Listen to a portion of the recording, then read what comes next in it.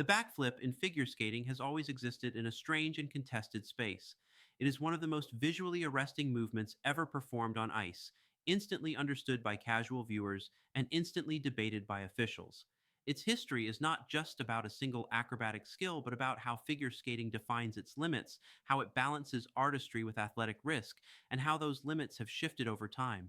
To understand the backflip, you have to start with what figure skating was originally built to value. For much of its early history, figure skating emphasized control, precision, and elegance over spectacle.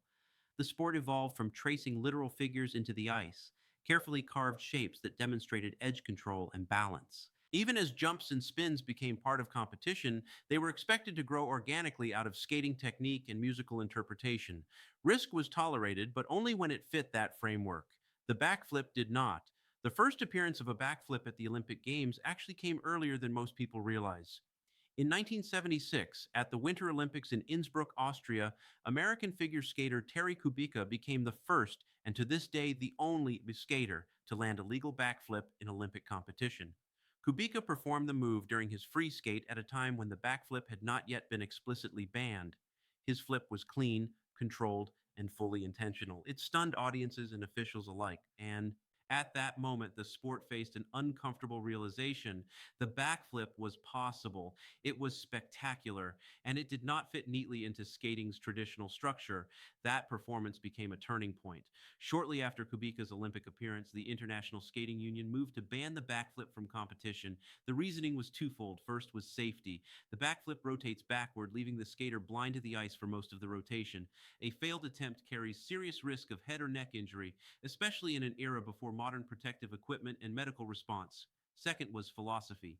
Traditional figure skating jumps take off from one blade edge and land on one blade edge. The backflip takes off from both feet and lands on both feet, breaking one of the sport's foundational principles. Officials feared that allowing acrobatic tricks would push skating away from its technical and artistic roots and toward pure spectacle. The message became clear.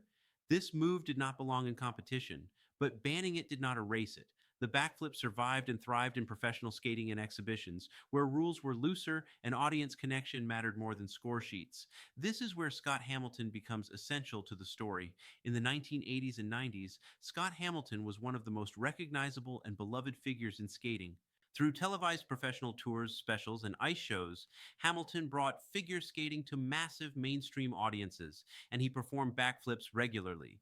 For an entire generation, their first exposure to a backflip on ice did not come from Olympic competition, it came from Scott Hamilton.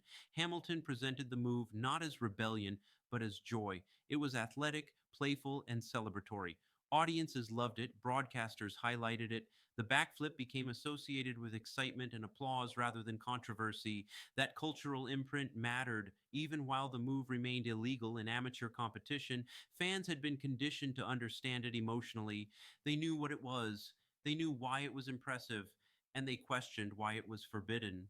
That tension set the stage for the next defining moment. In 1998, at the Nagano Winter Olympics, French skater Surya Bonali landed a backflip during the women's free skate. She did it knowing it was illegal. She did it deliberately. Bonali's backflip was not about points, it was an act of defiance and self expression.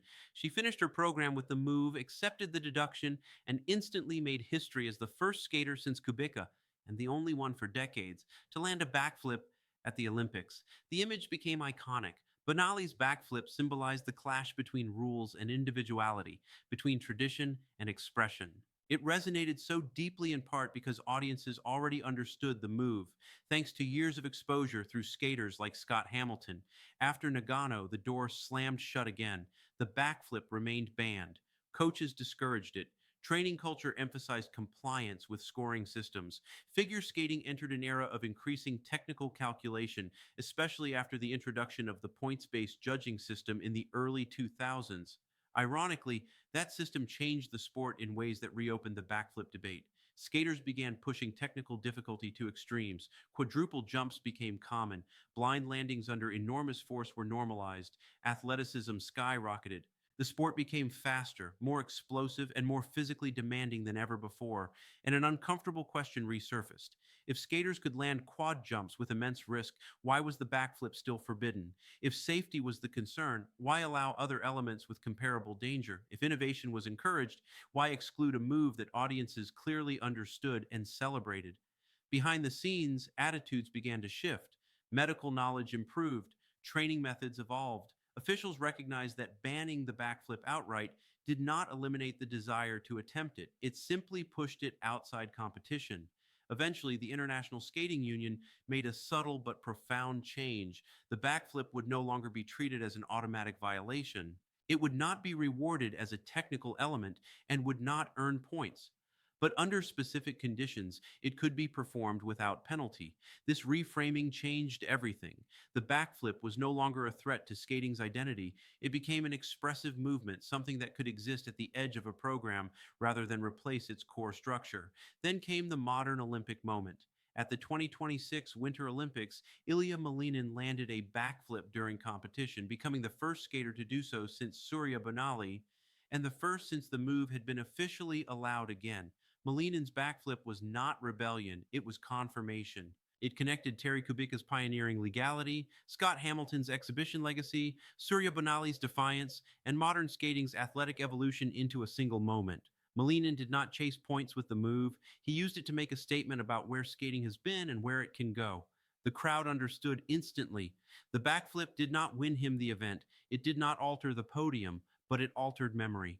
It reminded viewers that figure skating is not just a mathematical exercise, it is also a performance art shaped by courage, risk, and choice.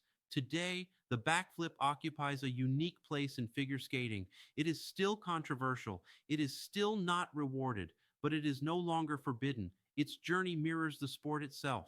From rigid tradition to controlled experimentation, from outright bans to conditional acceptance, from fear of spectacle to acknowledgement of its emotional power, the backflip forces figure skating to confront a question it has always wrestled with.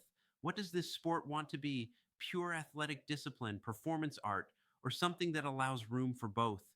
The backflip doesn't answer that question on its own, but its survival, its return, and its history prove that figure skating is still alive, still negotiating its identity, and still capable of surprise, not because the move flips backward, but because it pushes the sport forward.